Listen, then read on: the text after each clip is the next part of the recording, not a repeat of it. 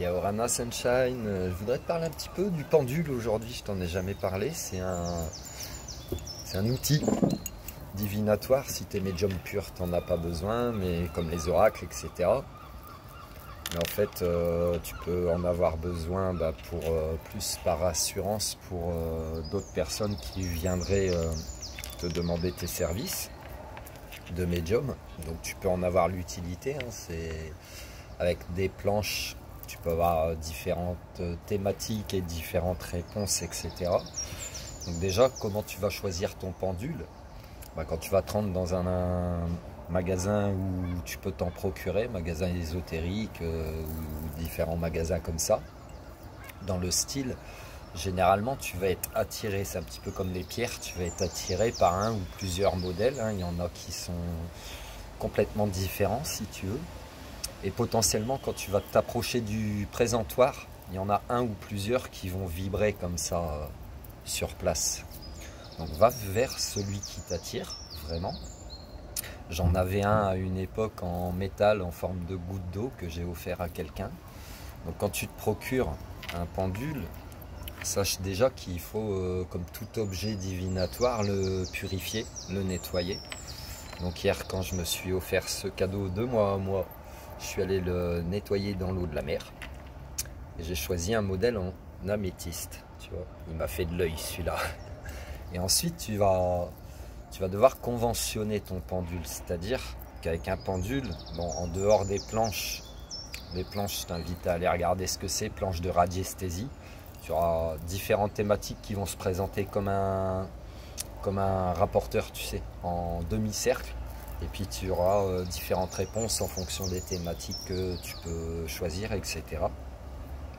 Si tu souhaites par exemple connaître ton taux vibratoire, il y a des planches pour ça. Si tu souhaites connaître une réponse oui, non, avec les jours de la semaine, etc. Enfin, quand tu auras ce genre de réponse. Et pour le oui, le non ou le peut-être ou je ne sais pas, ou peut-être que le pendule te répondra pas, des fois il restera sur place parce que s'il te répond pas, c'est pas qu'il a pas envie, c'est qu'au fond de toi tu connais vraiment la réponse.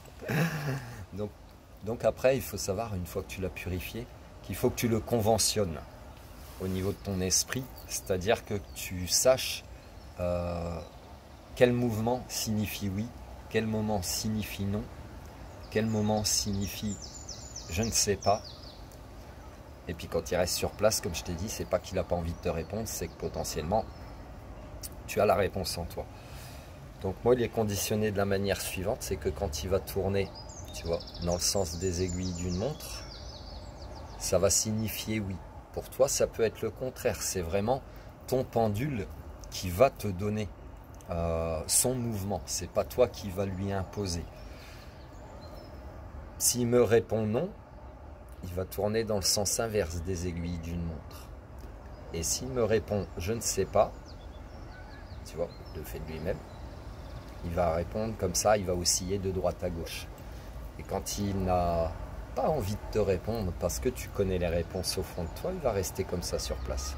Il ne bougera pas. Voilà. Donc je t'invite à te poser une question. Prends le temps de la réflexion un petit peu, 5 minutes. Voilà. Pose-toi ta question tranquillement. Mets ton mental de côté. Et puis on va voir un petit peu la réponse qu'on peut te donner. Donc là on te dit non. Voilà, pour ta question on te dit non. Donc si tu es attiré par le pendule, et c'est potentiellement tu as des prédispositions dans la radiesthésie. Peut-être que c'est quelque chose qui t'attire beaucoup. Avec un pendule, tu peux aussi faire d'autres choses. Tu peux peut-être t'en servir pour nettoyer des lieux, pour faire des soins énergétiques. Si tu as besoin de cet outil, tu peux t'en servir éventuellement pour trouver des sources aussi. Dans des lieux d'habitation ou quelqu'un qui ferait appel à toi, c'est un petit peu comme des baguettes de sourcier, hein. Donc c'est vrai, dans des bois, des choses comme ça, voilà, ou quelqu'un qui aurait acheté un terrain, qui voudrait savoir un petit peu, pas son histoire, mais ce qu'il peut y trouver dessus.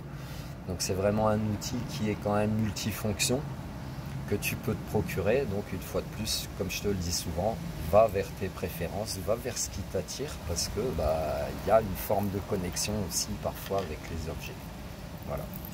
Il y a également une carrière d'améthyste qui est la seule en France qui se situe dans le Puy-de-Dôme.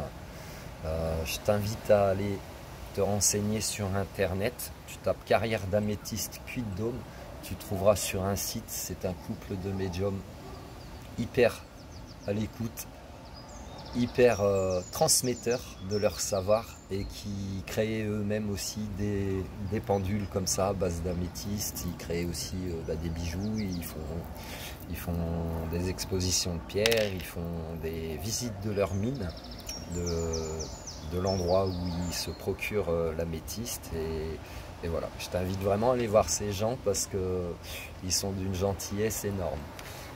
Sur ce, prends soin de toi, passe une excellente journée, kiffe la life et va vers ce qui t'attire. Au view.